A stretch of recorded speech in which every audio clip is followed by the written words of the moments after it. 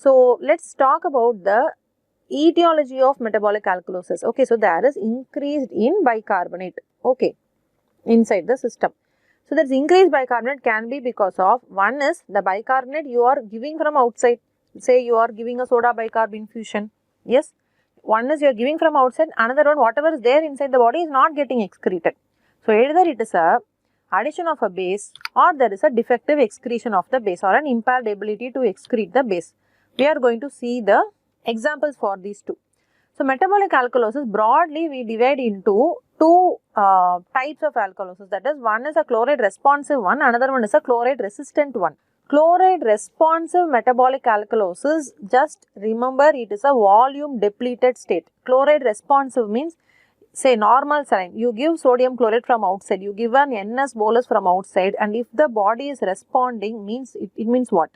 It means already there is too much of volume loss have happened. Now if you are giving fluid bolus, your body is responding beautifully. That is the concept behind this chloride responsive metabolic alkalosis. The urine chloride, if we take, it will be less than 15 milliequivalent per liter. Urine will try to conserve the salt. Okay, it will try to conserve the sodium and chloride. So urine chloride excretion will be less. It is a chloride responsive state, which means a fluid responsive state. So whatever you can think of, all the hypovolemic or all the losses state you can write here. So we already saw one important cause was diuretic use. Yes, use of diuretics. Next was emesis. So excessive loss through the, either through the vomiting, or you have put an NG tube and then there is excessive suction being done through the NG tube. So gastric loss also can cause a metabolic alkalosis. And where else there can be loss? Cystic fibrosis. In diarrheas, usually there is loss of bicarbonate.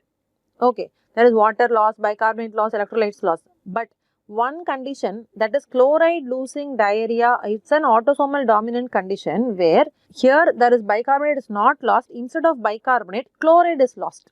Okay, so HCO3 minus, instead of HCO3 minus, Cl minus, that is chloride is lost. So that neutrality, to maintain that neutrality, bicarbonate is conserved and chloride is lost. This entity is called as a chloride losing diarrhea. So any loss either through emesis or through NG section or through a chloride losing diarrhea, or we are using diuretics and so much of water is lost. Where bicarbonate is conserved, water is lost. So all these losses will result in metabolic alkalosis. And babies who are fed with a very low chloride formula, that is also one of the cause.